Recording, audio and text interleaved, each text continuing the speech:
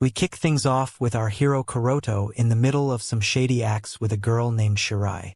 She is keen to do some kind of ritual, but in order to understand this, we will first need to take a look at the flashback. We move to a classroom setting where all the boys are talking about Shirai, who is the new transfer student. She is quite cute, but the students don't like that she shares a class with Kuroto, who is called a cis-con. This is not some Alabama vibe, but Kuroto seems to be looking for his imaginary little sister, which makes him a bit delusional. Everyone thinks that our hero is doing this for attention, so they focus on Shirai instead. However, even the girls have not been able to speak with her till now.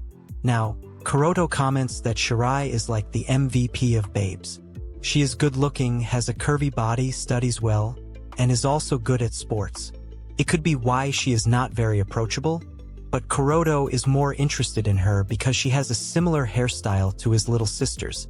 Bro keeps talking about this sister of his, but then he notices that Shirai has peeked at him. Kuroto panics and looks away, but then he gets a letter thrown at him. Later, our hero goes to the library and finds Shirai there, waiting for him. She seems to know his name, and he's the first person she speaks to in this school. However, Kuroto asks her if this is some kind of transfer punishment game. He is saying this because the letter that Shirai gave him stated that he should come to the library if he wants to know the location of his sister. He accuses Shirai of teasing him, but she asks if he really came here to be teased. Kuroto says that he would not risk missing out on any clues for his sister, so Shirai asks if he is seriously looking for a little sister. He says that she disappeared in front of him, so it may make him sound crazy.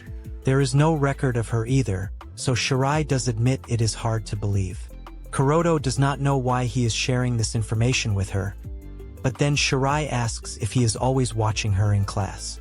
Kuroto says it's just the angle that makes it seem that way, but we know what kind of man he is.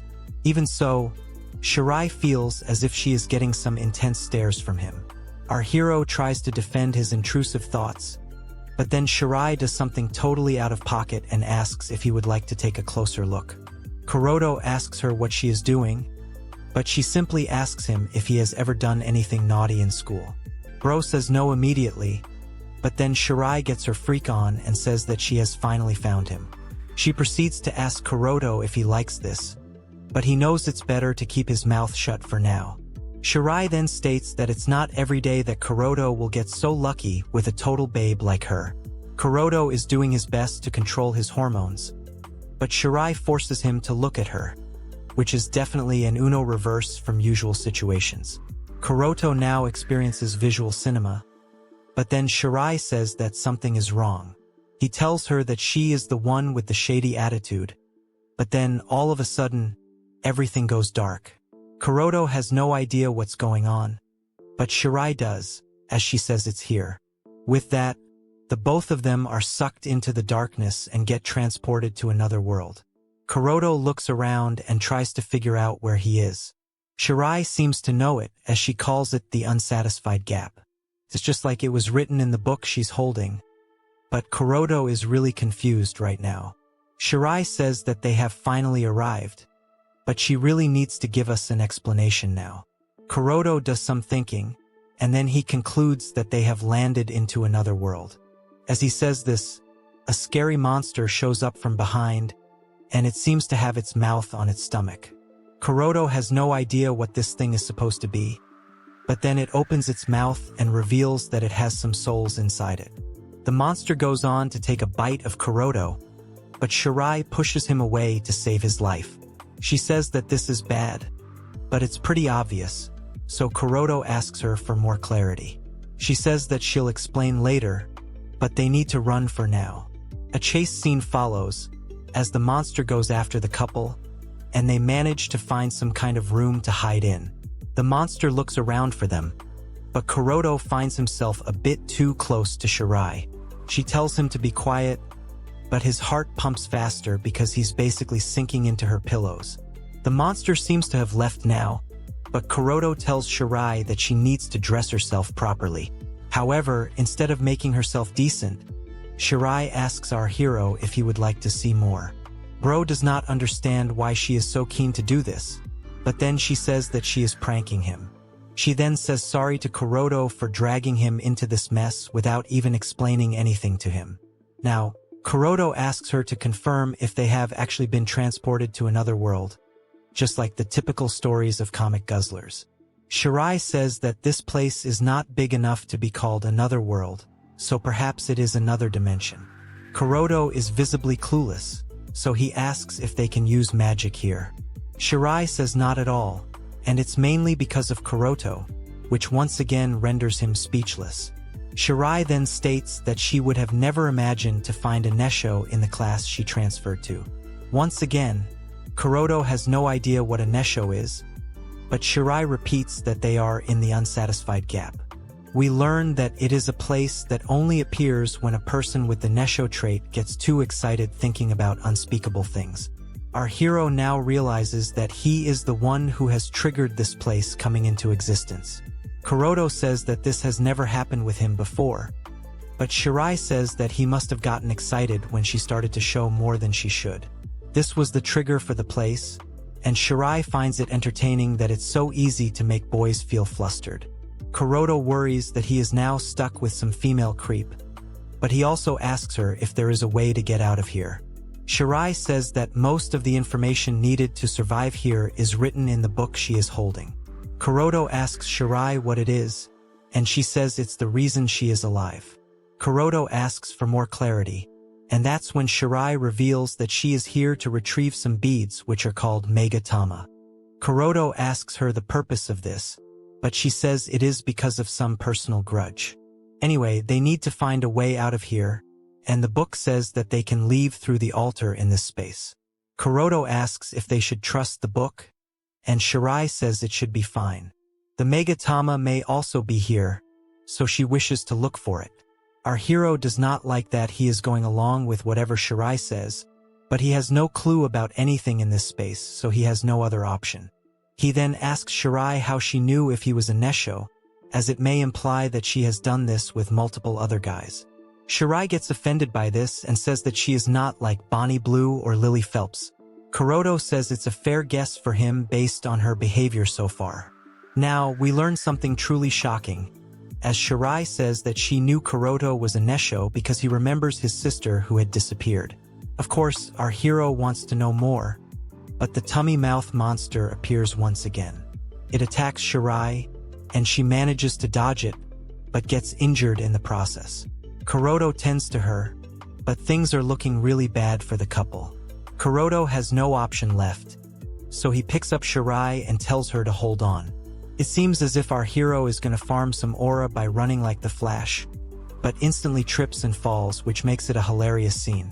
Shirai calls him a weakling, and panics because the tummy mouth monster is closing in on them. She asks Kuroto if he is okay, but he says he would not leave her behind even if he wasn't. Shirai says they have no other option now, so she tells him to drop his trousers. Normally, a viewer would be shocked, but this is nothing new on Comic Guzzlers. The monster closes in, and so does Shirai, but her target is our hero's elephant. Kuroto asks her why she is doing something so shady during such a critical time, but she keeps her eyes on the prize. The monster is coming now, and from the looks of it, so will Kuroto.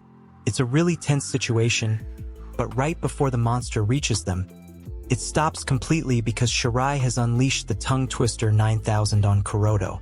Bro is shocked beyond imagination, but Shirai can only think about how big this elephant is.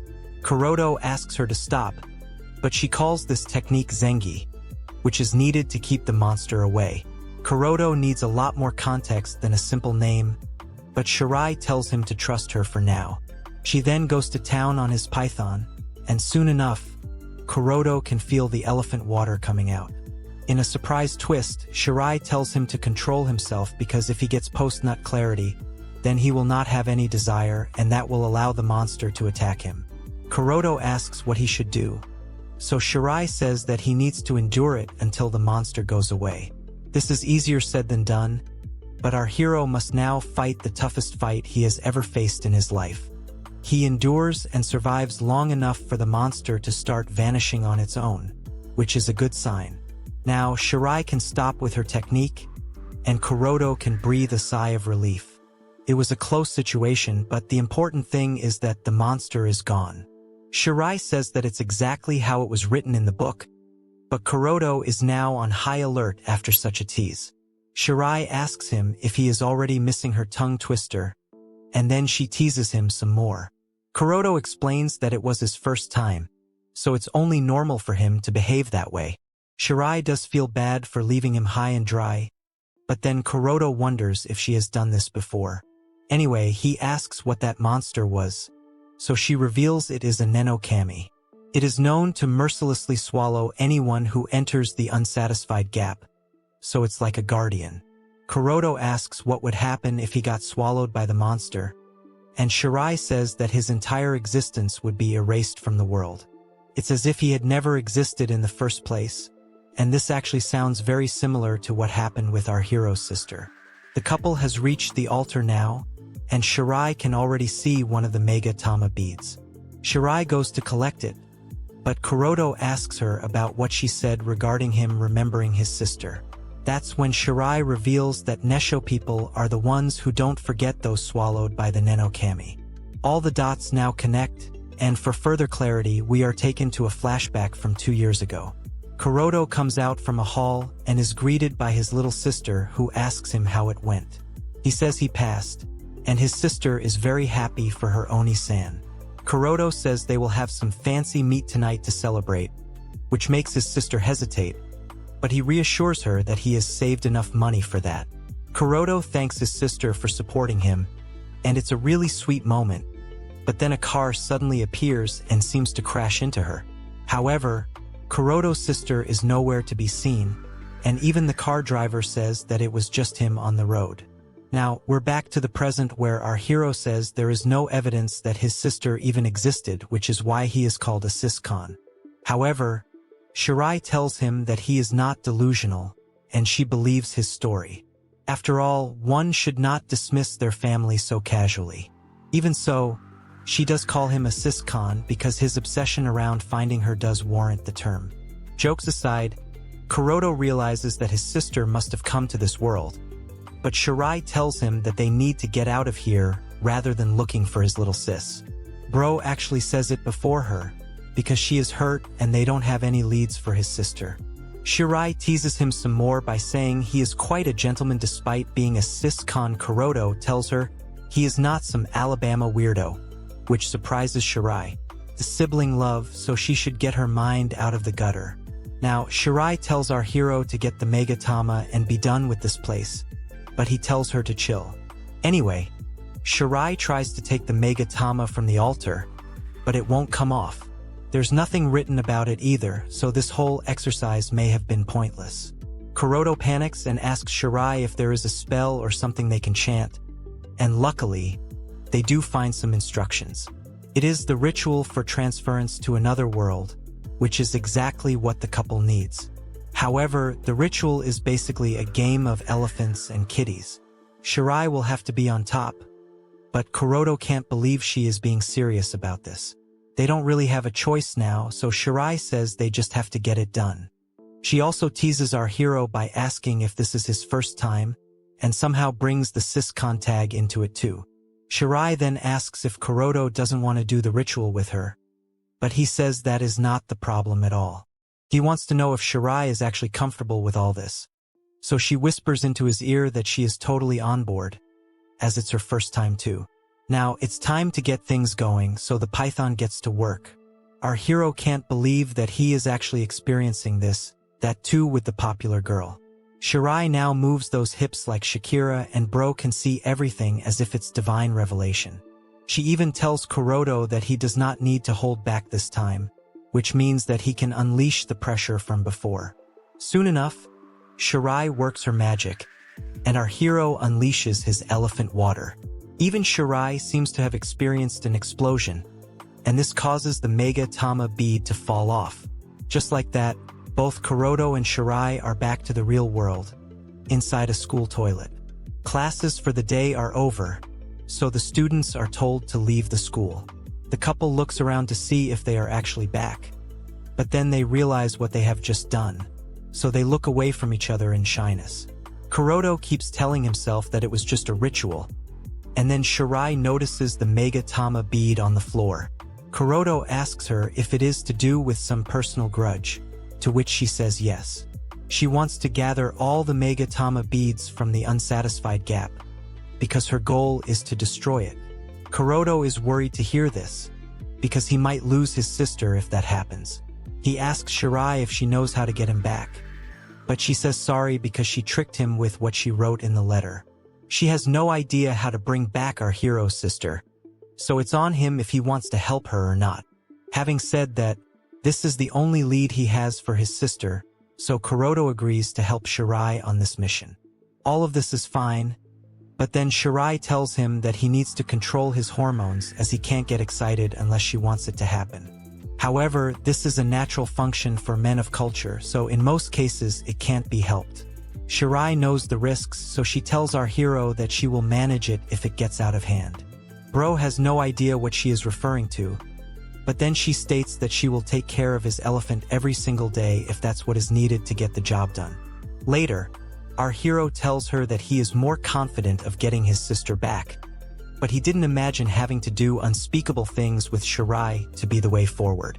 He then has to keep his intrusive thoughts at bay, because he can't open up any portals just yet. Now, Shirai shows up and tells him to come with her because he is needed.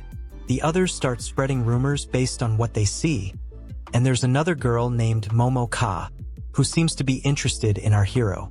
Her friends take her away, and then Kuroto asks Shirai what she meant by managing his excitement. Of course, shady intentions are not visible, so Shirai says that she will build up Kuroto's excitement in school so that they can enter the gap. But if they don't end up entering it, then she will help him release it after school. This is easily a perfect case of it should have been me, not him. Bro needs more clarity, but Shirai wants to try something at the same time.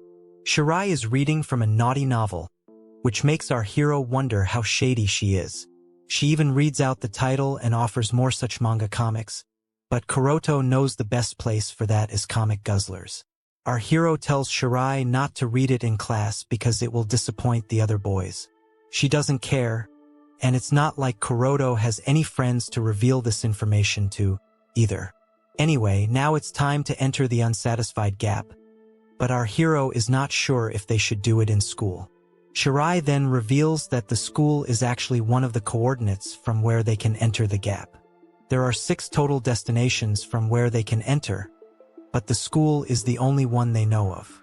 There are 2 Mega Tama beads in each location, so that makes a total of 12 beads. The best time to do it would be after school, but Shirai does not know where they will end up once they enter the gap. Kuroto senses someone nearby, so he goes to check on it. He worries that this suspicious person may also enter the gap, but Shirai says only special folks like themselves can enter such places. Even so, Bro does not want the problem of rumors, but Shirai wants to get things started. She asks how our hero's elephant wishes to be treated, but he says he'll just look at the shady manga comics. Shirai looks disappointed, but Bro activates Chad mode and says she should not have to push herself to do something when an easier solution is there. She says that she actually wants to do it, and even wishes to use an idea from the manga. She comes in close, and causes Kuroto to get nervous, after which she tells him to have his way with her. There are no restrictions, whether it's her pillows or her bottom. This is enough for Bro to awaken the beast within, and then the couple gets transported to the gap. They reach some different location, and Kuroto asks Shirai to get off him, now that they have reached. Shirai is disappointed because she was just getting to the good part, but this makes Bro worry how she will be during the ritual if this is how she is right now. Anyway, the ritual is a proper process, so the both of them will just have to trust each other on that. Having said that, Kuroto wonders if this is the same place as the one they came to before. Shirai says it could be the case, as the building is the same as the lost one they were in. Suddenly, her necklace starts to glow, and our hero points it out. It turns out that the necklace is actually the Mega Tama that she picked up from the last spot, so they decide to follow the direction in which it is pointing. After all, it's not like they have any other clues that they can follow.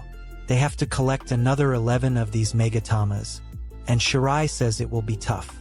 At the same time, she says they should also look out for clues regarding Kuroto's sister. Our hero is surprised that Shirai remembers this, but she teases him by saying he has no other reason to help her. She then says there is the obvious benefit of playing elephants and kitties with her, but Bro says it's more of a benefit for her rather than him. Shirai asks if he is not interested in her that way, but this is besides the point. Anyway, the couple has come across something rather unusual. A shady character appears, and it seems to be a Neno Kami, although it looks quite different from the previous one. It does not notice the couple, so it would be best for them to keep things that way. They consider going around the place, but the Megatama is actually pointing forward, so they will have to pass through here.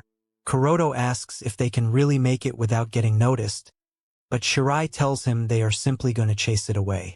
She intends to do it with a ritual, so we all know what is going to happen. Shirai asks Kuroto that he doesn't seem too interested in shady activities, so she questions whether he is a real man of culture. He says that is not the case because he only wishes to do such things with a girl he likes or is special to him. Shirai makes fun of him by saying he is so innocent, but he tells her to keep quiet. She mocks him some more by saying he hadn't popped his cherry for this reason, but he calls her out by saying it was the same as her. Now, Shirai looks at him cutely and says she does not dislike this quality about him, and it makes him conscious. Of course, this statement from our hero makes Shirai question his intentions towards his sister, as he does find her special, so it could be an Alabama-type relationship. However, Kuroto tells her not to talk about his sister in such a manner. It's time to do the ritual now, but since the couple does not know the range of the activity, they get as close to the Neno Kami as possible. Things get really tense as they get right in front of the monster, and then Shirai says they should get on with it. She urges Kuroto to hurry up, so he does what needs to be done. Shirai seems to have been waiting for this, so she unleashes the Tongue Twister 3000 on him. Bro does whatever he can to last through the process, but when Shirai looks up, she notices that the ritual is not working.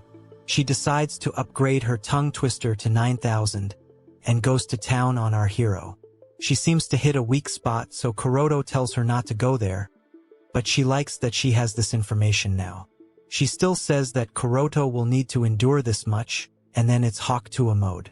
This goes on for a while, and Kuroto asks Shirai to stop, but there are much bigger problems for the two of them. The Neno Kami closes in on them and attacks without any hesitation. The both of them are shocked to see this, because the monster is not reacting to the ritual at all. Neither of them has any clue on why the Neno Kami is oblivious to shady acts, but things are going to get really dangerous for them if they don't evade it. After a lot of chaos, Kuroto is taken to a side room by Shirai, and they are able to evade the ravaging beast. Kuroto asks if they were doing something wrong, but Shirai says it was the same as last time. She brings out the book again and says that the ritual is something similar to the game of elephants and kitties. The only thing that's different is that the monster has a lot of legs. Kuroto then uses his big brain energy and realizes that this one has way too many legs to walk, and the previous Neno Kami had a massive mouth.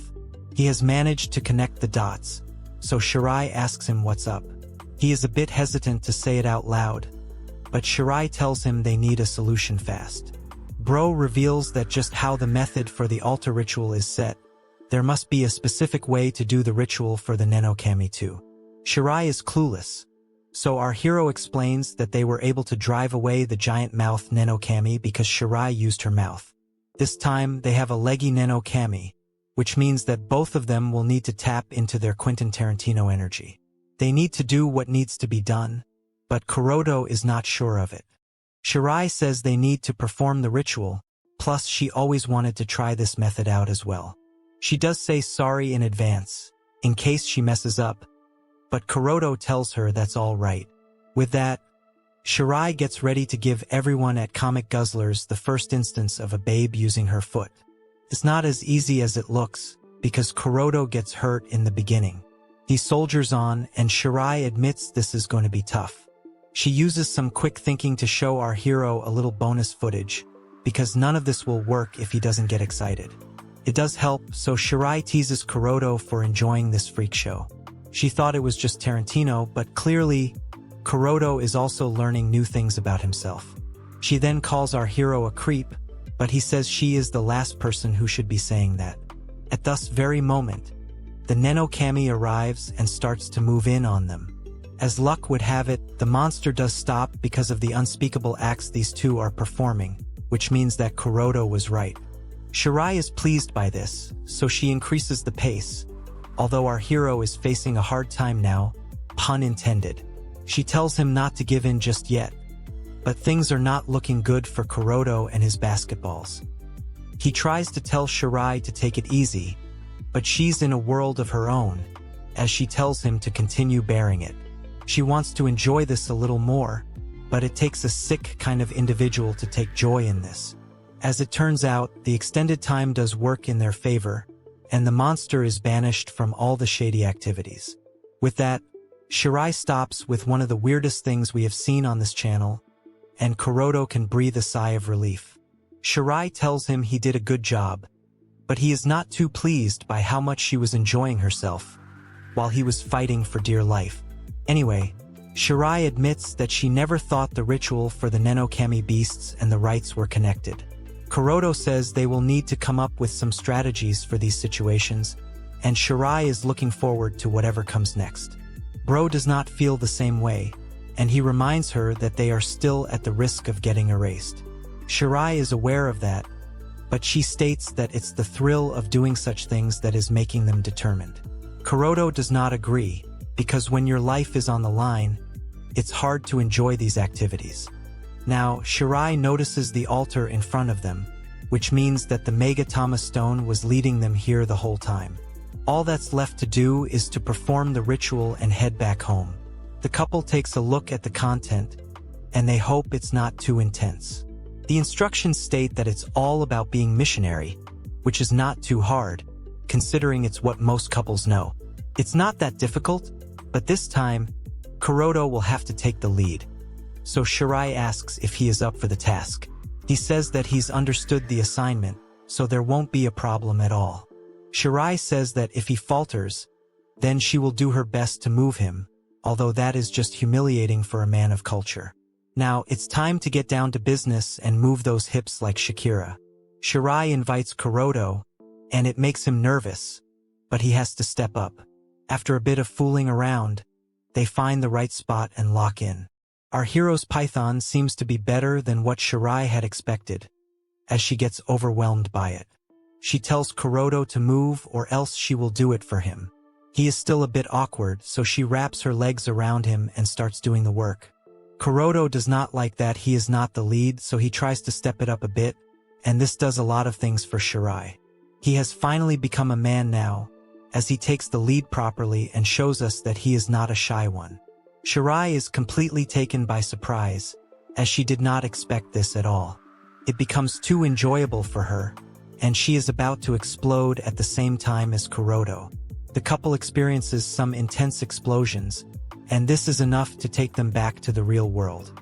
As the couple catches their breath, Shirai says that the experience was surprisingly good. Kuroto almost feels proud of himself as he asks her if she is saying the truth. However, Shirai also comments that for such a pure boy, he did seem pretty eager to take her. Kuroto blushes and says that she should keep quiet, but the important thing is that they were somehow able to get out of there without anyone noticing them. The Megatama stones have been collected too, so everything is as per the plan. However, someone is there with them, and it's a cute girl who asks what the couple is doing in such a compromised position. This is Momoka, who once again asks what these two are doing. Kuroto says that it's not what it looks like, but judging from Shirai's condition, there's no hiding now. Momo is super shocked, but she promises not to tell anyone about what she has just seen. She quickly leaves the scene, despite Kuroto asking her to wait. He laments that the fact that he and Shirai have been caught, so she asks if he knows her, or worse, if she is his girlfriend. However, she quickly brushes that assumption aside because she says it's impossible. Bro is not in the mood for emotional damage, but Shirai says that a girl like Momo is way out of his league. He tells her to stop with the insults for now, but does acknowledge that Momo is quite different. After all, she has a lot of friends and is very popular. Shirai says that the two of them seem to be close as they were referring to each other by their first names. She wants to know more about their relationship, but Kuroto reveals that Momo is actually his cousin, which just makes him more of an Alabama suspect. Shirai is surprised to hear this, but mentions that they do seem close. Our hero says that they are in the same grade, but she is in the class next door. They had reconnected with each other after entering the academy, and they used to be close back in the day, but Kuroto is not so sure about the current state of things between them. Shirai says that with all the rumors going around of Kuroto being a siscon, maybe his cousin would not want to get too close to him. Kuroto says that such lousy rumors would not push Momo away, but something had happened last year which drove a wedge between them. Shirai says that they still got seen, so this is bad news. Kuroto says that Momo did promise not to tell anyone, but Shirai has a look of panic on her face, because she knows that Momo will definitely reveal what she saw to someone. She can already see tomorrow's headline stating how a delusional siscon boy attacked a beautiful transfer student. And since Kuroto is the male here, he's cooked. Even if he does manage to beat the allegations, the other guys are not going to spare him. He asks Shirai if she is not worried about herself, but she says that in such a situation, women don't have to worry about accountability. It makes our hero angry, but it's also the truth of modern society, so bro has to deal with it. Either way, some baseless rumors are definitely going to spread, but since Shirai now has a second Megatama stone, she is fine with making the narrative about them being a couple. Kuroto does not like having to use such methods, but if it's for his sister, he is ready to do anything. After all, things can't get worse than this at all. Shirai reminds him that the important thing is to focus on finding the next coordinates, so he gets thinking. We know that there are still 5 more locations besides this academy, but they are all unknown at this point. He asks Shirai if she has any leads, but she says no. She is hoping for the Megatama stones to guide them just like they did at the altar. She asks Kuroto to hold on to one of the stones, but he asks her why. She says that the stone could react when it's close to a coordinate, so it would be more efficient for the two of them to carry one each.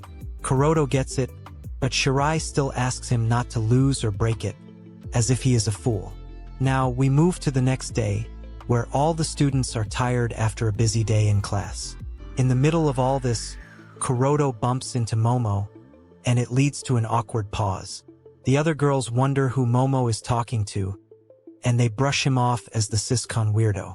They ask her to come with them, but she says that Kuroto wants to talk with her. The girls say that she does not need to bother with someone like Kuroto, but she tells them to go ahead. The girls lament how Momo has such a sweet soul, but anyway, she asks our hero what's up. He wants to apologize to her about yesterday, but this makes her flustered. She tells him not to worry as she has not told anyone about it. She does mention that even though it's in love, to play elephants and kitties in school is a bit questionable. Momo then asks if the girl she saw Kuroto with is Shirai, the new transfer student. She also says that she did not think Kuroto would start dating someone like Shirai so quickly.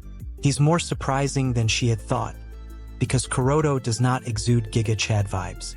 Of course, this is a perfectly normal reaction and assumption, but Kuroto clears the air by telling Momo that he is not dating Shirai. Naturally, this sounds out of pocket, and Momo can't believe it after what she saw. Kuroto does not know how to explain this, so he says it plainly that he and Shirai are still involved even though they are not dating. Momo is in shock, as this seems to be one of those friends with benefits type of cases. Kuroto tries to explain that it's not like that, although he really can't come up with anything else. Momo brushes it off and nervously giggles while saying the kids of today are really ahead of the curve. Of course, it's not like Kuroto can tell her about the unsatisfied gap, so he keeps his mouth shut. Once again, Momo asks if he is romantically involved with Shirai, to which he says it's not like that at all. Momo takes this opportunity and asks our hero if he would be fine to do such things with her as well. This is something that even the folks at Comic Guzzlers would have found to be strange, and Kuroto is at a loss for words. Momo now says that she was just playing a prank on him, but he tells her not to shock him like this. She still laughs because of how red his face has gotten, and she gives him a wink before taking off. Kuroto breathes a sigh of relief, but then Shirai shows up from behind and says that at least Momo is kind enough not to spread any rumors about them. Our hero says that Momo is still misunderstanding the situation, but Shirai says there is no room for that, as they actually did get down and dirty. He agrees with her, but something is still nagging him. Shirai says that he basically does not want his cousin to think of him as Diddy, and he somewhat agrees. Even though Momo is his cousin, she is the only relative he has left, so it bothers him if she misunderstands him. Shirai asks about his parents, but he says they've both been gone for a while.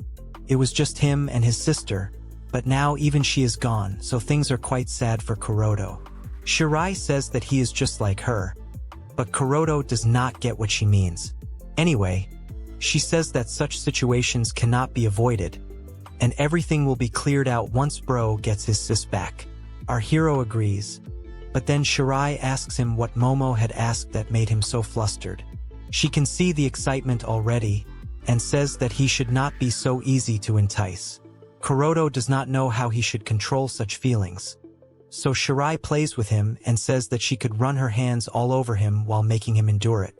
There's also the option of doing naughty things all night long until he gets used to it. Kuroto tells Shirai not to push it, but she can sense his desires from a mile away. She says that with such easy excitement, he may need to train a bit harder. Our hero has had enough, so he grabs Shirai and pushes her back. Of course, he just had to grab her by the pillow, which makes the whole thing goofy. It seems to be shady enough to trigger another transportation, as the two of them find themselves inside yet another portal. It was at this very moment that Kuroto realized he messed up. Shirai taunts him by saying this happened with such a simple touch. The least he could have done was to endure this, but he says it was an accident, so he could not help it.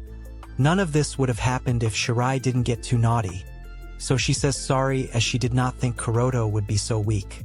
The disrespect is crazy, but Shirai says that they are probably just outside yesterday's building. She remembers the path so they can get out quickly. Kuroto says that Shirai is way too nonchalant, and it's when you're the most relaxed that you usually end up in danger. Anyway, they need to get out of here, but before they can do that, the couple hears someone screaming for help. To everyone's surprise, it's Momo, who is running away from the mouth Neno Kami. Shirai and Kuroto are both baffled, but they need to help Momo, so they call her towards them and then they lock themselves inside a house. Momo is tired, but she holds on to our hero because she was really scared back there. Shirai asks if she is okay, but the popular girl has no idea as to what's going on. Even Kuroto wants to know why she is here, and she says that she was on her way to the chemistry lab when all of a sudden, things became really dark. After that, she fell and the Neno Kami started chasing her without any reason. Kuroto asks Shirai how Momo got here, because apparently only special people are allowed in this zones. She wonders if this is because of what Momo saw yesterday, but Kuroto is not sure if that is the reason. Now, Momo asks what this place is supposed to be, so Kuroto explains that it is some kind of alternate dimension. Naturally, she gets shocked and asks if all of them are dead.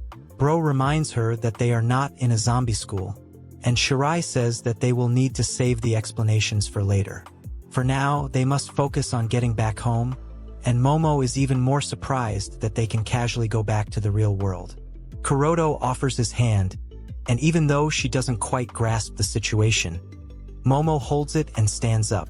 Our hero knows they must leave before his cousin is harmed, but there is also the risk of being seen while exiting.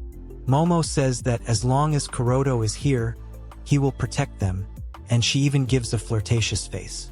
She is really curious now, so she asks Kuroto and Shirai how they ended up in such a suspicious relationship. They are confused, but Momo asks if it could have something to do with the current situation. Our hero states that they really didn't have a choice but to do shady things to escape, which is all the more unbelievable to Momo. Bro says it may sound that way, but it's the truth. The cousin girl asks if they really needed to go that far, to which Kuroto says yes. Shirai says she is doing this for revenge, whereas Kuroto is doing it for his sister. Momo is shocked to learn that Kuroto is still going on and on about his sister, so she says that it's impossible because she has known him since they were kids. She even claims that our hero is seeing things because of the trauma of losing his parents. Shirai then tells her that she does not remember the sister because her existence was erased from her memories.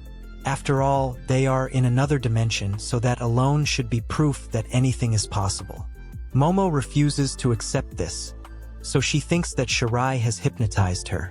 Shirai says that if that were the case, she did not need to do it to Momo, and even calls her a fool. The cousin girl asks Shirai what her purpose is regarding Kuroto, but she says once again that her objective is revenge. She jokingly adds that she is also after our hero's body, but he panics and asks her not to say such things. Momo calls Shirai a creep, but Kuroto says that this is not the time to be fighting. After all, the Nenokami has appeared, and they are in trouble. Momo refers to it as a black shadow, but that's like calling a tiger a house cat. There happens to be another mouth monster which has appeared, so Shirai takes Momo back in order to avoid her getting gobbled up. She then tells Kuroto that they will need to do what's needed to defeat the beasts. There really is no choice left for them, so Bro unbuckles his belt and says that since both of these are mouth Nenokamis, the technique to defeat them is known. Momo asks what the heck is going on here, but Shirai tells her to keep quiet and watch them go at it. This causes a funny scene as Momo asks if she really needs to watch this. So Kuroto tells her it's not necessary. Things are not looking good for the trio, as the Nenokami monsters close in on them, and Momo panics, so she stays close to Kuroto. Bro tries to comfort her, but he is getting comforted in his own way now, thanks to Shirai's tongue twister 9000. The monsters stop, and Momo can't comprehend what's happening here. Shirai tells her that what she is doing to Kuroto is actually a ritual which can be used to drive these things away. Of course, this is the most ridiculous thing a third person can hear, but she's also concerned by how Kuroto looks like he's in pain. He tells her that he just has to endure this for as long as possible, and he is ready to do it in order to protect Momo. This may sound heroic, but it sure doesn't look like it, as Bro continues to groan with the Nenokamis watching him. Momo has no other option but to stand and watch as her cousin gets violated by the transfer student. This goes on for a while, and Kuroto is able to keep it in control until both the monsters vanish from sight. Momo is shocked to see that they were actually able to drive the monsters away with their shady acts. But Shirai says that the Nenokamis escaped quite quickly this time. She asks Kuroto if he got extra excited because he knew his cousin was watching, but he obviously says no. Momo thanks Shirai for saving her earlier from the second monster, to which she says it's no big deal. Having said that, Momo still holds on to Shirai and asks her to stop doing such shady things with our hero. She thinks it's wrong to get your freak on with someone you don't like. But Shirai once again says that it is for the sake of reaching their goals. Momo tells Shirai that she should not try to drag Kuroto into her revenge fantasy, but she clarifies that she is not forcing him to do this. Our hero tells Momo that he is doing this because he has his own goals too, which she finds hard to believe. Once again, Kuroto tells her that his sister is real, and he is going to get her back, because that's the way of Chads. He will do whatever it takes to have his sister again, which touches Momo. Shirai says that they are almost at the altar, so they should continue this after they get done with the ritual and go back home. There is no Megatama stone here, so Kuroto wonders if it will be okay. But Shirai says that leaving won't be an issue. She learns that this is the missionary place, so they are going to repeat their previous acts once again. Momo doesn't understand, so Shirai tells her that they will need to perform in such a position to escape from here.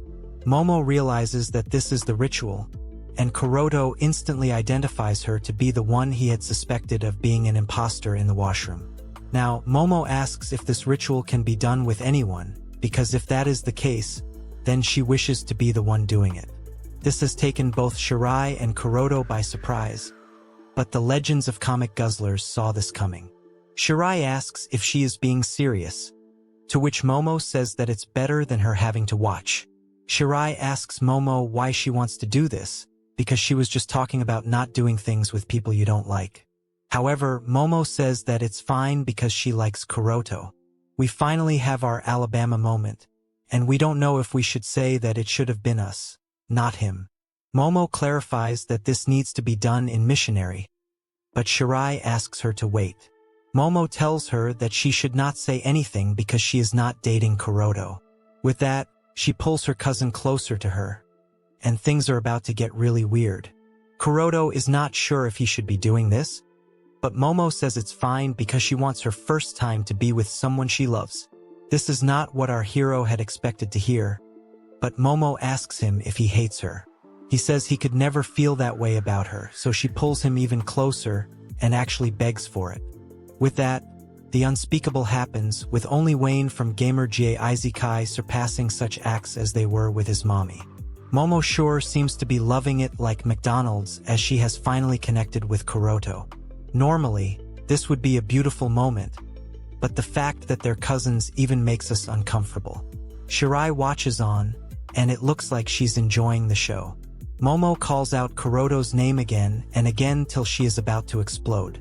Kuroto is pretty much there as well, and eventually there are massive explosions on both sides. With that, everyone is back in class, and the lovers ask if they have made it. Shirai is there too, looking at the both of them, and then our hero decides to talk to Momo about her enthusiasm earlier.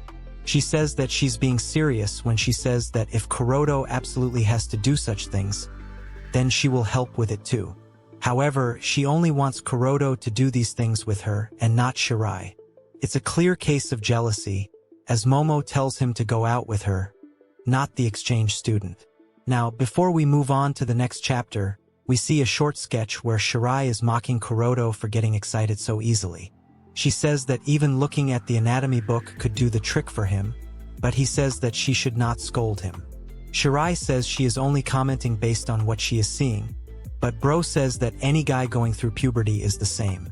As a matter of fact, elephants can stand randomly in the middle of class too, for no reason at all.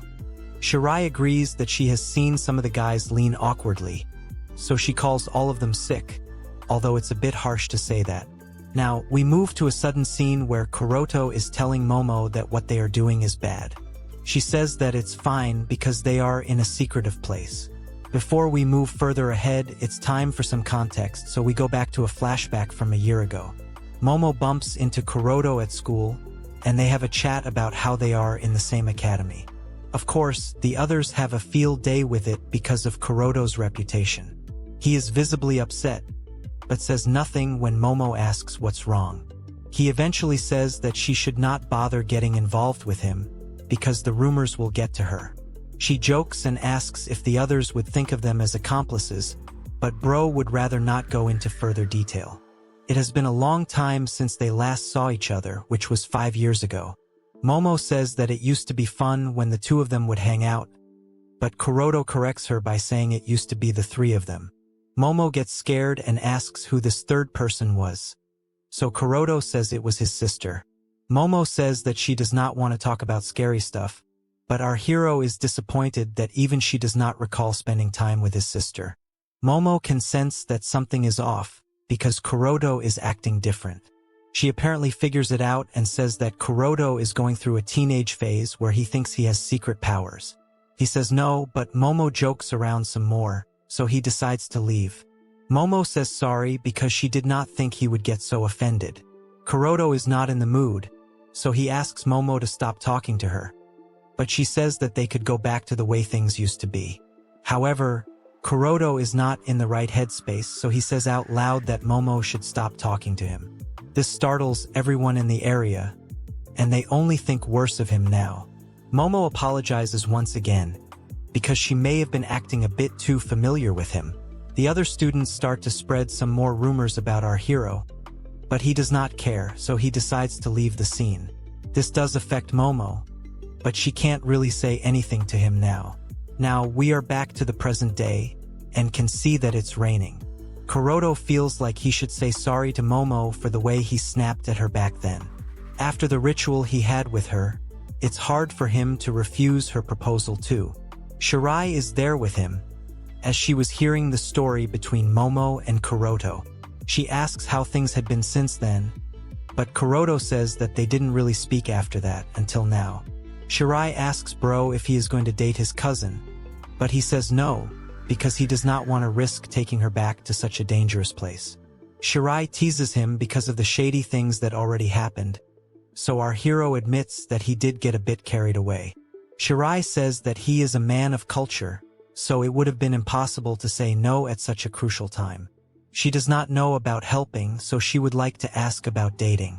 Kuroto says that he is not good enough for his cousin, as she will be able to find someone a lot better than him. Shirai says that's such a waste because he can say it all he wants, but to give it as a reason to someone who has confessed to him would imply that he's telling Momo she does not know how to choose her men. It's sort of insulting to girls, but Kuroto states that he has been nothing but a burden to Momo. There's just way too much guilt that's weighing on him, and Shirai makes it worse by calling him all kinds of names. It's a bit extra in terms of humiliation, but then Shirai also says that these things should not matter if he likes someone. Before she can get an answer, Kuroto says he has to go the other way, but then Shirai says that she has something she wishes to discuss with him. She asks if he would like to come over to her place, and the face she makes says it all. Bro says yes, but is surprised to see that her place is a shrine. He asks her about it, but she does not seem to have much information on it either. She only recently learned about the place, and she takes Kuroto inside.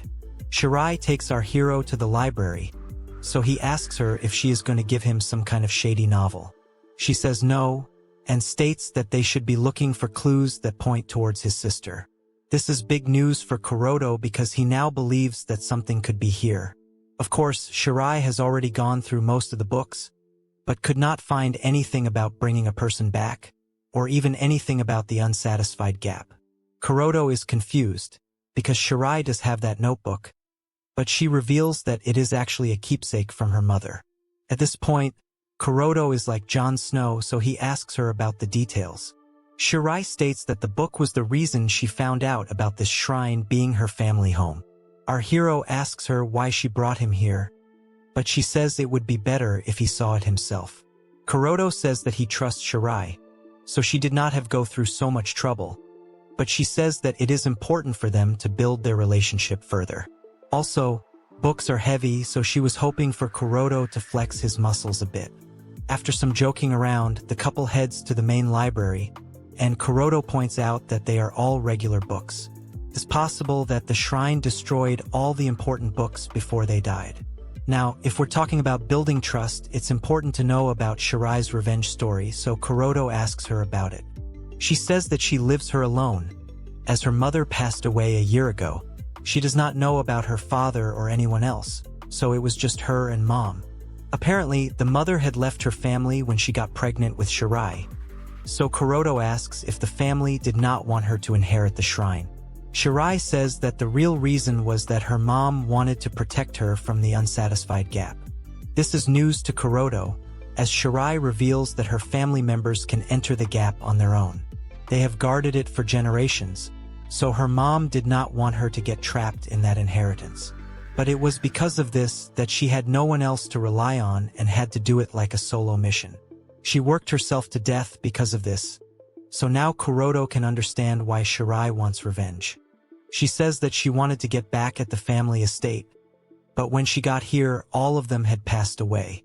This did not settle anything for her, as the family left without her knowing what her involvement was. Shirai does not know how she is going to live with such unfulfilled feelings, but Kuroto calmly says that she wants to destroy the gap.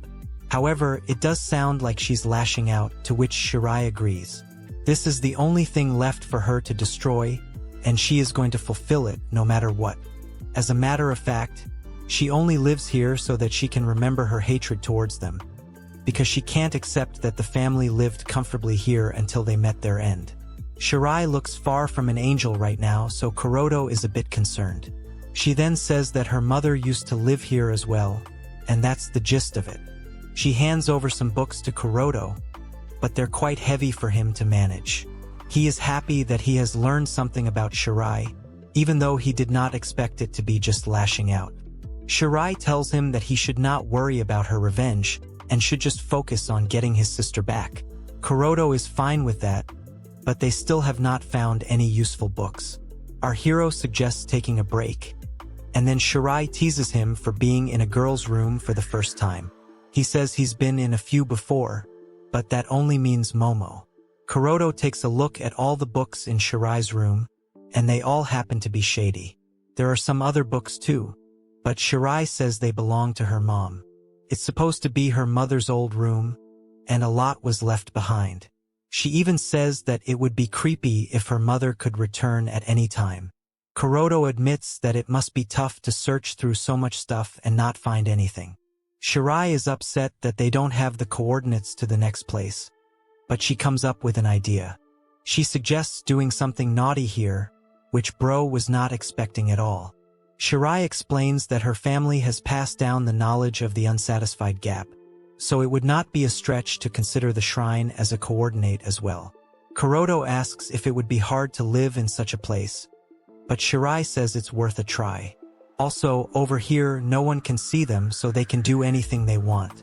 Naturally, Kuroto gets nervous, as Shirai gets a bit too comfortable around him. He says this much is fine, but she is not satisfied with that. The shady acts continue, and we can also see that the Kamatama stone is glowing. Our hero goes for the pillows, but Shirai tells him to do more. Things are getting too hot to handle, so Kuroto tells Shirai this is ridiculous.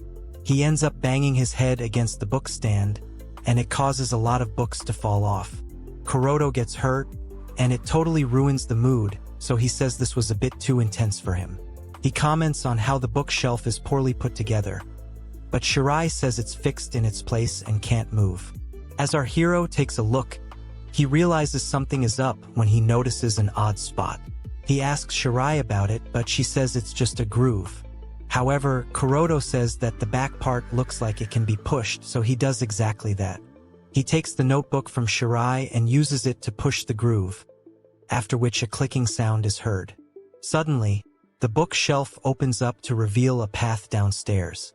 This is so strange, but Shirai asks Kuroto to go downstairs and check it out.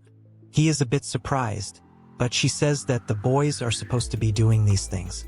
Kuroto asks Shirai if she is fine with this, because it may have something to do with her mother.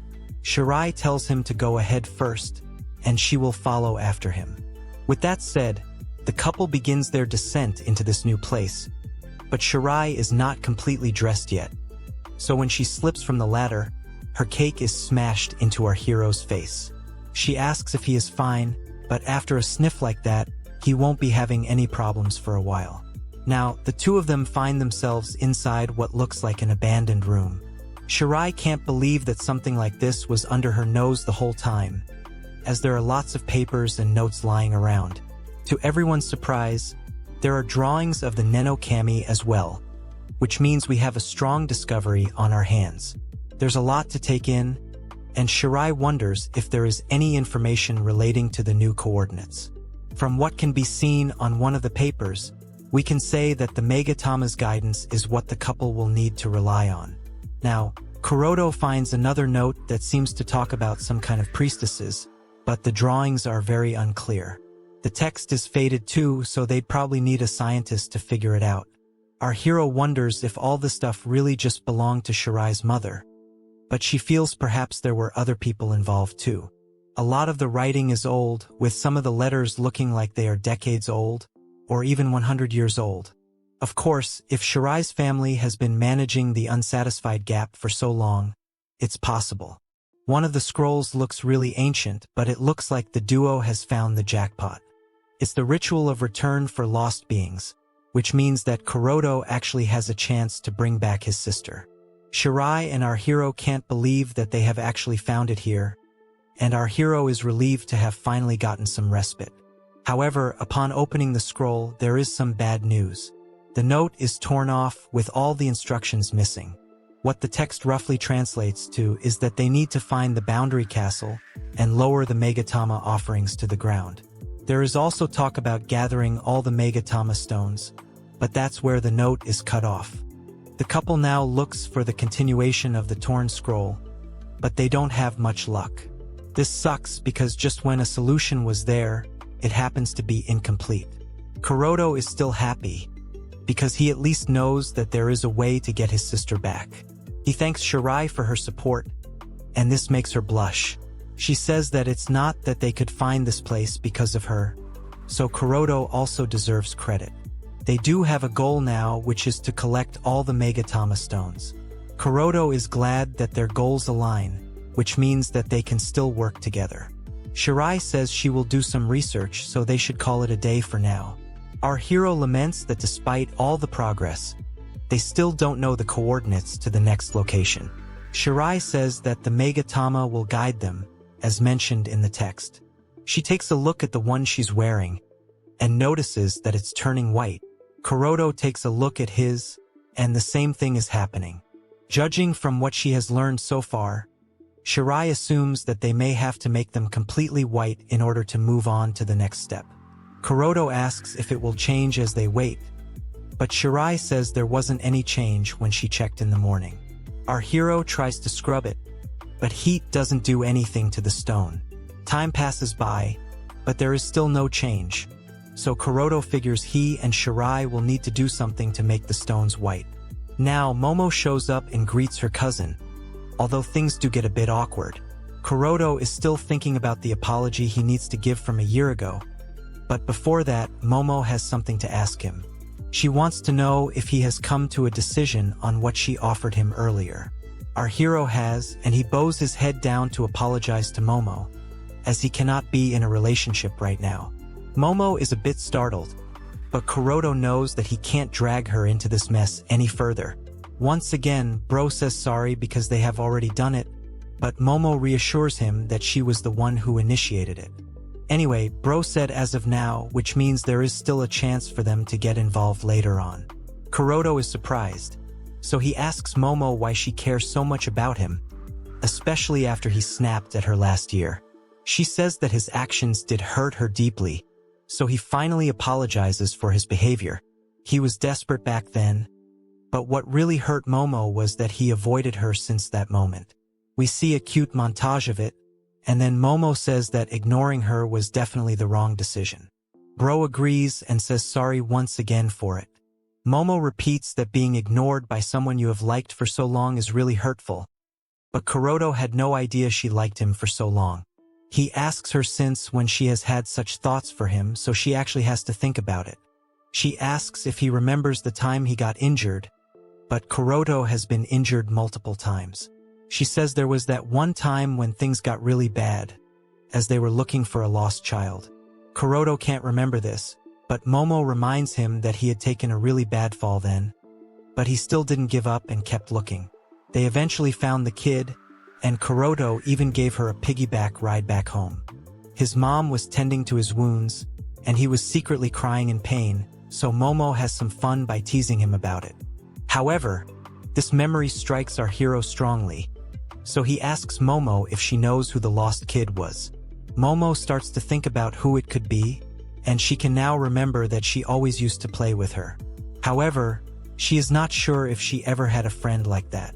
After a little more thinking, she finally realizes something important. Her memories seem to be coming back, but she can't believe she forgot such important details. That's when we learn that the memory she is talking about is when Kuroto searched the mountain for his lost sister, and after she cried herself to sleep, he carried her back home. If this child did exist, then Momo comes to the realization that she was indeed Kuroto's sister. Momo apologizes to him immediately for doubting his words this whole time, but our hero is just glad that someone else has remembered his sister. Even so, Momo had said that Kuroto's sister was just an illusion, which is almost evil to say. People called our hero crazy because of it, and even Momo had distanced herself from him in order to not get involved. She curses herself for being this way, but Kuroto tries to calm her down by saying he was the mean one for avoiding her when she tried to talk to him normally. The others in the area start making up some more rumors, so no matter what he does, it looks like Kuroto is cooked. Now, Momo asks him for his sister's name because if she remembers it, then some more memories can come back. However, our hero can't seem to say her name, so Momo asks if he can't remember it. Bro says that he does remember it, but whenever he tries to say it out loud, no sound comes from his mouth. This could be because her existence has gotten erased, but Kuroto wants to try something, so he says her name. However, Momo doesn't hear anything, so it's the same as usual. He reveals that he has tried other ways too, like writing it down on paper, but whenever he does that, his hand stops moving. Momo can't believe that he is not able to say his own sister's name, so she asks if there is anything she can do to help. Kuroto is just glad that she remembers his sister, which is a good thing for him. He then reveals that he does not want to take his cousin to that dangerous place again, which is why he does not want to date her. Momo is not one to back down, so she demands Kuroto to take her back to the unsatisfied gap, as she wants to help him find his sister. Kuroto says that he does not want Momo to go to such dangerous places, but she says that she does not want him to go either. There's also the fact that if she does not go, then Bro will just play elephants and kitties with Shirai. He says that it's part of the ritual, so Momo says she will go with him, as she does not want Shirai to take him away from her. Our hero tells her once again that this is not the kind of place to go to for such things, but she says that she is being serious. Momo asks what will it take for him to take her along, but Bro does not answer. Momo figures she may need to do the ritual with him to trigger the transport, so she holds Kuroto's hand and takes him away. She is sure that she is serious, but Kuroto tells her that they need to do these things in the right coordinates, otherwise it will be for nothing. However, Momo shows off her pillows and says that she can at least do this much for him. Kuroto tries to calm himself down, as they are away from the academy. It's unlikely that they will end up in the unsatisfied gap, but that is not the point. Momo knows that she just needs to make Kuroto feel good, but he tries to stop her.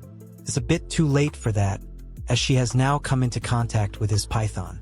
It's time for some tongue twister action, so we are back to the earlier colored panels. She is really gonna town on Kuroto, so she asks if she is making him feel good. Bro would be lying if he said no, but Momo wants to try harder and make it even more intense. The cousin girl is pulling out all her tricks as she goes Hawk Tuah mode, and Kuroto says this is bad because he can't hold it any longer. She encourages him to let it all out, and you'd wonder if even Bonnie Blue or Lily Phelps talk like this. Our hero unleashes all his elephant water into her mouth, and she gulps it down like a soft beverage. Kuroto can't believe that Momo just swallowed, but she asks if she was not supposed to do that. It's no problem to Kuroto obviously, but if they have reached the end of the ritual, it means that there is no coordinate here. He also tells Momo that she should not make him explode when the situation is real, because that would mean the end for them.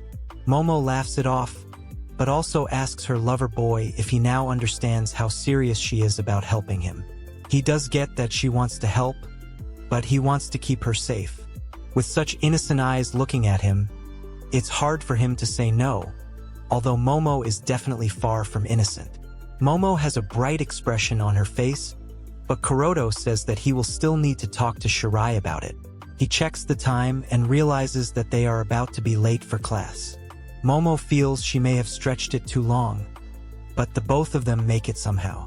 At the academy, Kuroto thinks about how he should explain the Momo situation to Shirai, but then she arrives and asks him why he is late today. He says that he was just meeting with Momo, so Shirai asks if he turned her down properly. He says yes, but also says that Momo is feeling strange about her memories with him. Shirai asks if this means she doesn't think of him as a creep, but then he says it is to do with his sister. Shirai says that it could be an effect of entering the unsatisfied gap, and then she asks if anything else happened. This causes our hero to act suspicious, especially when Shirai asks if something strange happened. She then mentions that in the morning, her Megatama started glowing and gradually became whiter. However, after some time, the white part faded away and it's black again, just how Disney likes it.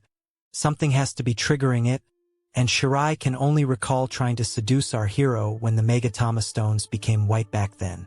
She feels something similar may have happened today, so she asks once again if Kuroto did anything with Momio. The stones would do really well for wives suspecting their husbands of cheating, because bro straight up confesses the truth. Shirai is quite angry, so Kuroto says that he was not the one who initiated it. Shirai is not surprised by that, because she knows that he does not have the guts for it. But now, she does understand something important. By keeping his intrusive thoughts at bay, the Megatama stones turn white.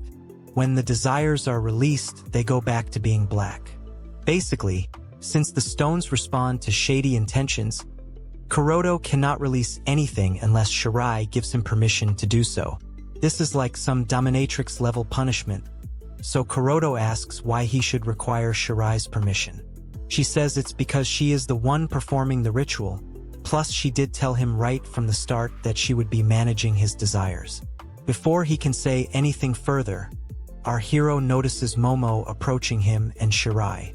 She needs to talk to the exchange student, so she asks what's up. Momo says that despite what she said earlier, she also wants to go to the unsatisfied gap. This is why she wants the couple to take her along. Shirai thinks for a bit and says yes, which surprises both Momo and Kuroto. Shirai says it's better this way because if Momo is somehow close to the coordinates, it would be better if the three of them would be together.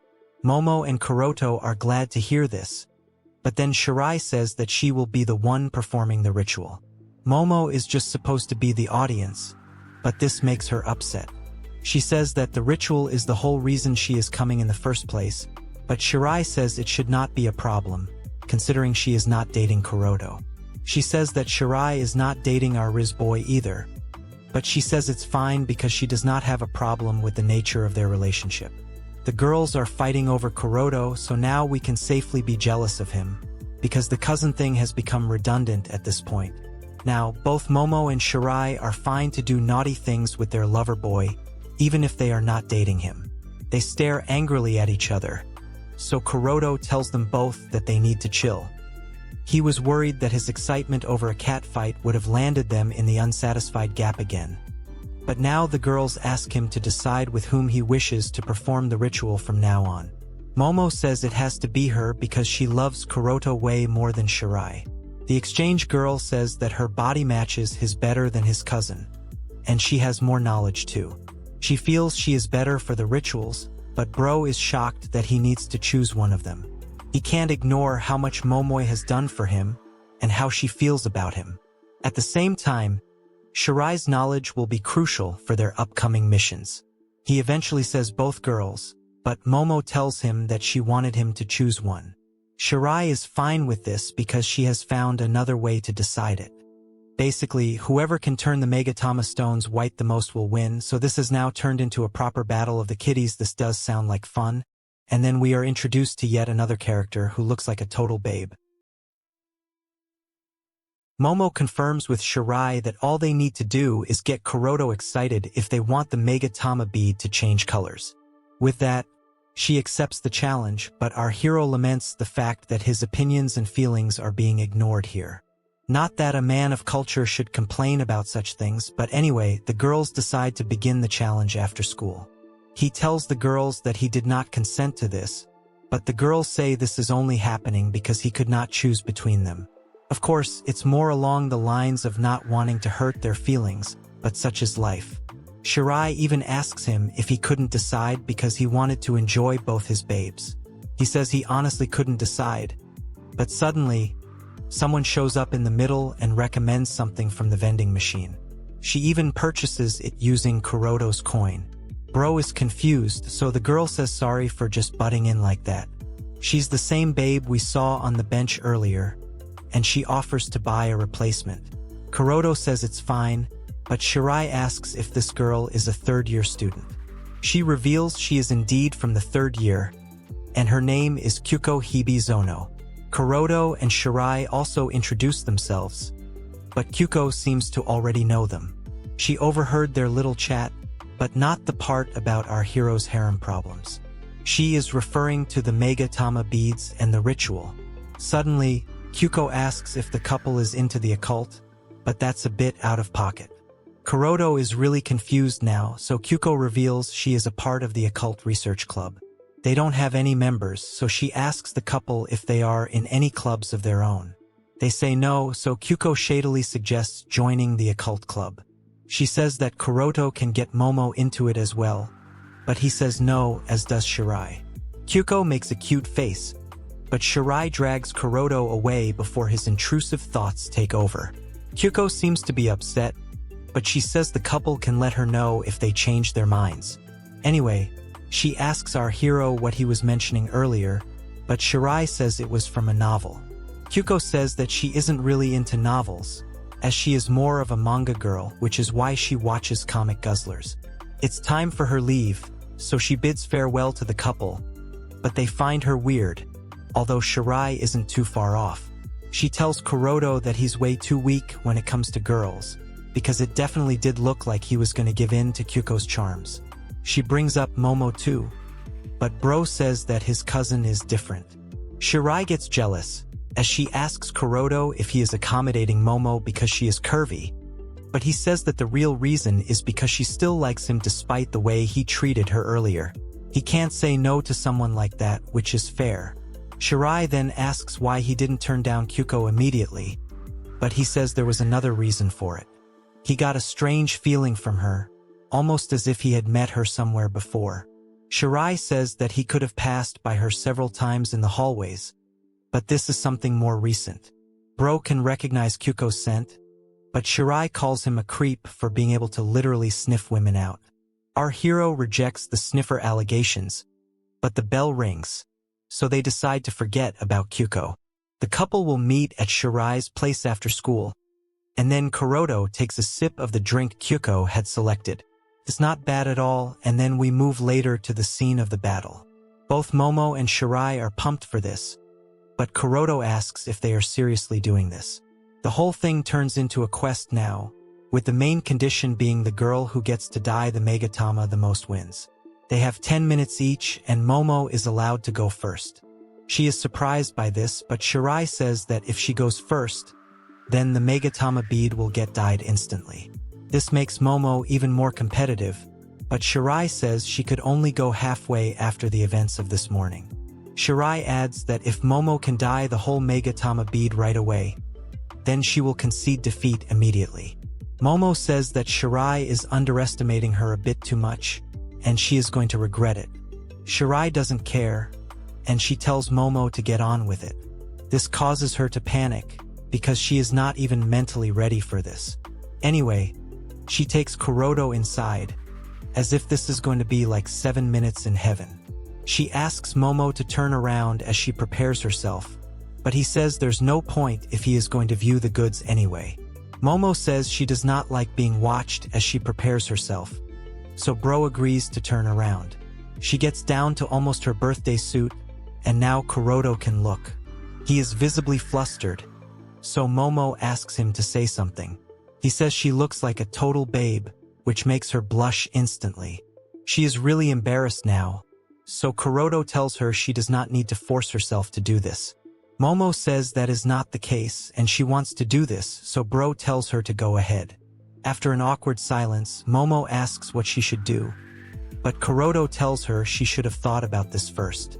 She says that she is not used to this kind of thing, especially because this is Alabama territory, but then Shirai reminds her that she only has 8 minutes left now. Momo has to act fast, so she asks our hero to go for her pillows.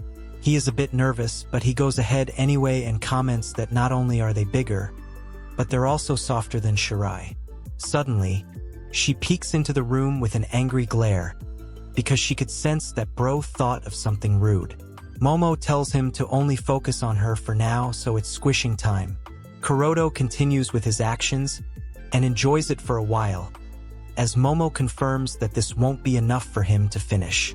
Bro has had enough, so he asks if he can go for the direct touch. Momo says yes, so the pillows are out and bare. Her hands are on his elephant too, and then she asks how she feels.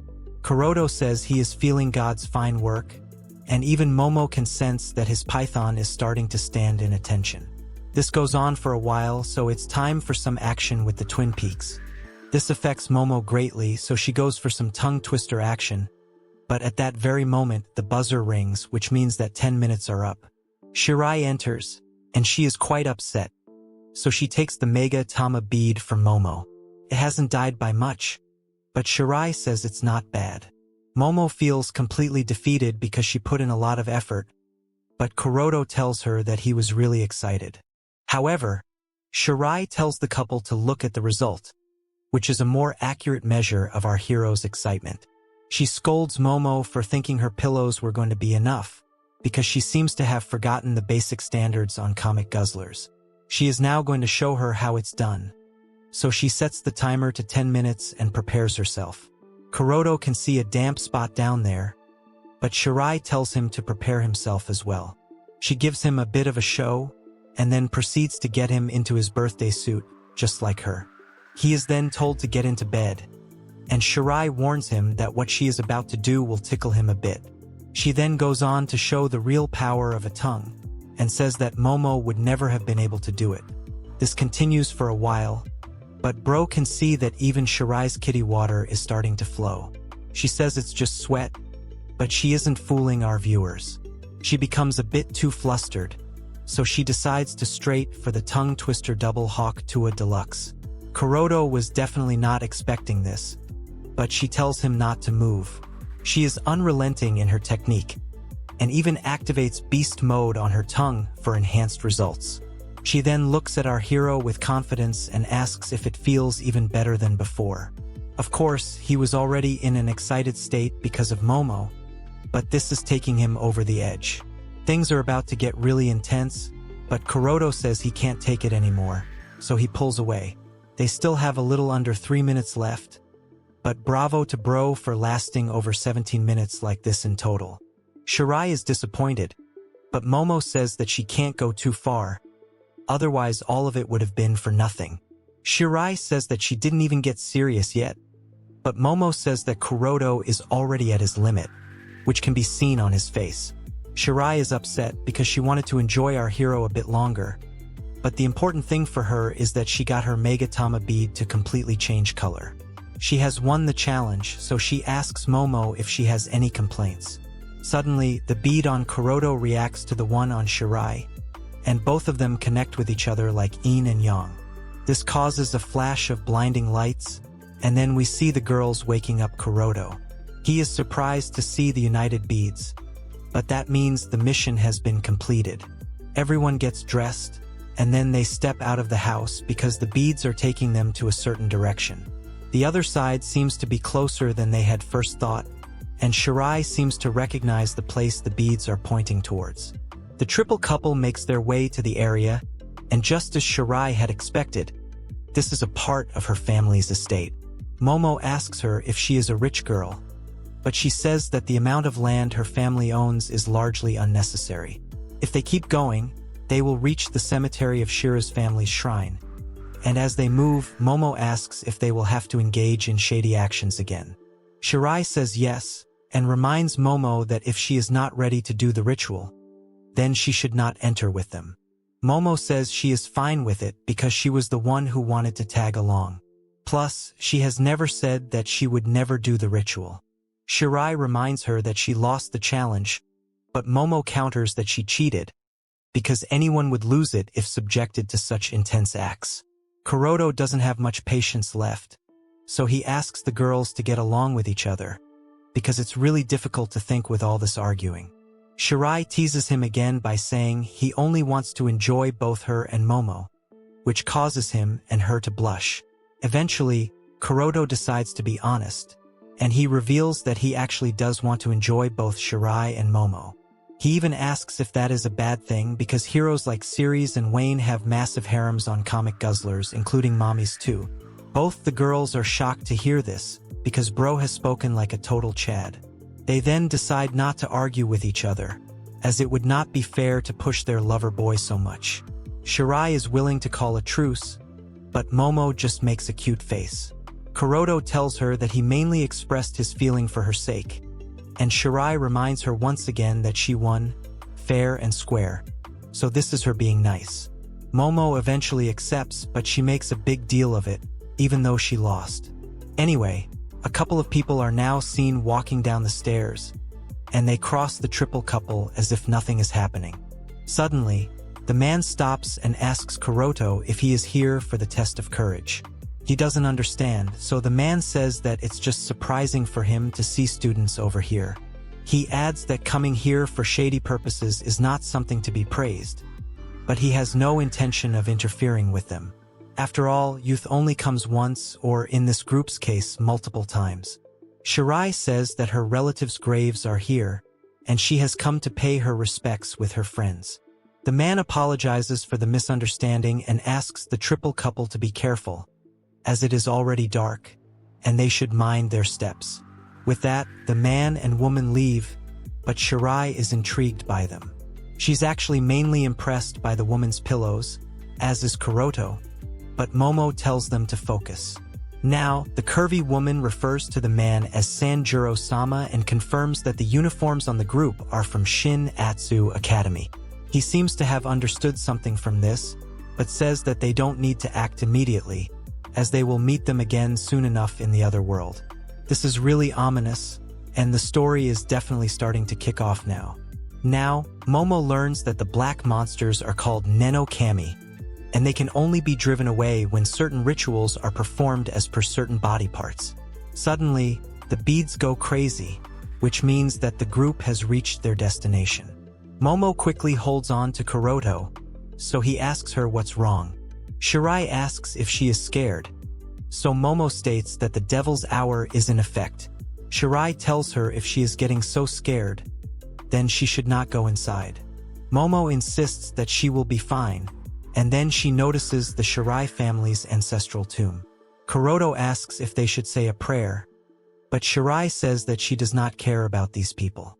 Our hero is surprised, because her mother should also be here, but Shirai states that there's no way she would be buried in this cemetery. She honors her mom at home anyway, so it's no big deal. Momo is confused, so Kuroto apologizes for bringing up Shirai's past. She says that it isn't something she needs to hide, but the atmosphere is heavy now. Shirai asks why the mood has gone damp, because they need to do something shady now. Kuroto agrees with her, but states that San was right about doing unspeakable things in front of a grave. That's true, so he suggests moving somewhere else to do it. Shirai doesn't look too keen, so Bro asks her what's wrong. At that moment, a bug gets close to her, so she freaks out. Kuroto figures out that she is afraid of bugs, which is unexpected because of how tough she always acts. Shirai says that it's perfectly normal for some girls to be scared of bugs, but Momo takes advantage of this. She grabs a bug and brings it closer to Shirai, resulting in her panicking once again. Momo finds this hilarious, but Shirai reminds her that she was being extra scared of the grave earlier. Momo suddenly says that Shirai is actually cute for this, and it flusters her. Anyway, the group has to get inside before it gets dark, especially as there are no street lights over here. Since everyone is in agreement, Shirai says that she will allow Momo to go first. She says that she will not hold back this time, and she tells Kuroto to touch her as he likes. She lifts up her uniform, so Bro goes for it right away. He may have taken her by surprise, because Momo reacts with panic. However, her kitty water awakens, so she tells her lover boy to continue with his actions. Bro is not going to stop now, so he lets out all the shady intentions he has been holding back. This seems to be good enough to trigger the transportation, and before you know it, they have reached. Shirai now separates Kuroto from Momo, because she is clearly jealous. Momo says she needs more time to savor the feeling, but Shirai says they are already here, so she should stop messing around. Kuroto says that's rich coming from Shirai, but then he gets captivated by what he sees in front of him. There is a broken down building in front of them, and the atmosphere is totally different. Shirai says that it has a creepy vibe, but it's bright, so Momo is fine with it. Kuroto says this should be good for Shirai too, as he can't see any bugs around. She says that anyway, such creatures cannot exist in the unsatisfied gap. Our hero now says that since this unsatisfied gap has been around for ages, something seems to be off about, apart from the shady meta joke in its name. The design of this building seems to be modern, unlike the older buildings they had seen earlier. There's no point thinking about it now, as the Mega Tama beads have separated. They will have to search for the next one themselves, so the triple couple gets to work. Next to a stairwell, they hear something that sounds like taps, and Momo says it must be a rat. But Shirai has already explained that such animals can't exist here. Kuroto says that it could be a Nenokami, but this one sounds more like a human. Suddenly, the group notices that a shady character has appeared. She is wearing a creepy mask and seemingly refers to Kuroto as Big Brother. Before we go ahead with this, there is a brief colored section where we see Kyuko giving our hero some tongue twister action. He is asking her to wait, but she says that it can't be helped if he gets too excited. She continues with the fun, and then we are taken back to the current scenario. This new person could be a Nenokami, but has a human form. More than anything, Kuroto is taken aback by her calling him Big Brother. There's no time to waste, so Shirai grabs his arm and takes off. She says that they need to keep their distance, but Kuroto wants to know more about this mysterious person. Shirai says that the monster is absolutely dangerous, but after a while, they can see that it is no longer chasing them. They can't believe what they have just experienced, because that thing definitely did not look like a Nenokami. Our hero still can't get over the fact that it called him Big Brother, but Shirai asks him if he seriously thinks that such a being could be his sister. The presence was definitely something inhuman, but Kuroto surely thought that its size and shape were different. Even so, they have no idea what it is, and even Shirai says she wants to learn more about it. Not only was it in a human shape, it could speak as well, which is suspicious. Moreover, it would not say something like that unless it knew about Bro's sister. Shirai says that it could have meant big sister too, based on the enunciation of the Japanese language. Now, the couple realizes something, which is that Momo is not here with them. Kuroto worries that she has been taken by the human monster, but Shirai tells him to chill. She has found Momo hiding from the monster, but completely frozen in fear. Kuroto does not understand how she got there in the first place, but Shirai explains that she had run away from the monster much before either of them. Momo is still trembling from fear, so Shirai has some fun by spooking her out. She says not to scare her like that. Shirai asks if she can make any progress if she gets scared so easily. Momo reasons that this monster was different because it could talk, but our hero tells her not to run away the next time because he got really worried for her. Shirai adds that if they split up, then all their efforts will be for nothing. Momo says sorry, because the only thing she could do in that situation was run like the Flash. She says she will not run away next time, although Kuroto says that they should definitely do it when it's needed. Shirai says that she can handle the ritual with Bro while Momo hides, but this is not going to go down if you catch my drift. Kuroto says that the three of them decided to do this together, but she says it will be pointless if Momo keeps getting spooked. It's true, so Momo says that she will do the ritual for sure. Shirai casually says that there is a Nenokami behind her, but she does not believe it. Kuroto says that this is the truth because there is actually a monster behind Momo. This is bad news, so Momo runs again, which annoys Shirai. They were supposed to do the ritual, but Momo says that she is not mentally ready yet. The Nenokami is able to catch up to them with ease, and it seems to be able to use its tongue to attack others. Momo is able to dodge it, and she thanks her long jumping skills for it, although this is not the time to say such things. The chase is on, but something is coming from the front now. The triple couple is shocked to see that there could be another Nenokami monster, so Momo asks the others to stop. Kuroto asks her why she is being so indecisive, but Momo is only thinking of an ideal escape route. They are going to get surrounded like this, and soon enough, she realizes that there is only one method of escape. She goes straight for Kuroto's elephant, which surprises him and Shirai, but a girl's got to do what a girl's got to do. How is this going to turn out for our hero? Will he and his babes be able to defeat the Nenokami monsters with their shady activities? And who on earth was that human monster? More answers await us all, but the video has to come to an end for now. Like, share, and subscribe if this story is a nice change from the regular stuff you see on Comic Guzzlers. Show this video some love, and I'll make sure to cover all the remaining chapters too. This manga is still getting updated on the go, so there's a lot more to see regarding Kuroto and his journey with Shirai, Kyuko, and Momo. Okay then, I'll see you in the next one.